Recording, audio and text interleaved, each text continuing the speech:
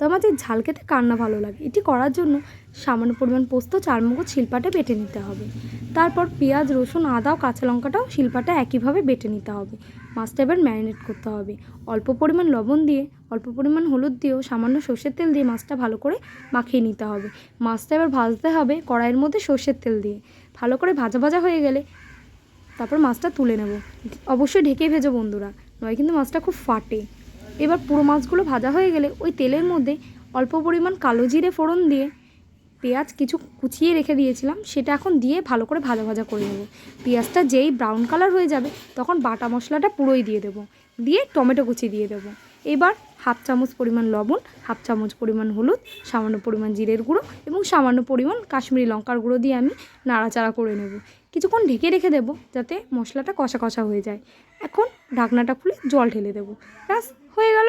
এখন এর মধ্যে আমি সামান্য পরিমাণ লবণ দিয়ে একটু ধনেপাতা কুচি ছড়িয়ে দেবো। এও কিছুক্ষণের জন্য ফুটতে দেবো আমি। ঝোলটা যেই ফুটে আসবে তখন মাছগুলো আমি ছেড়ে দেবো। এই ব্যাস, আর কিছুই না। একটু সামান্য পরিমাণ গরম মশলা গুঁড়ো দিয়ে নামিয়ে গরম ভাতের সাথে খান।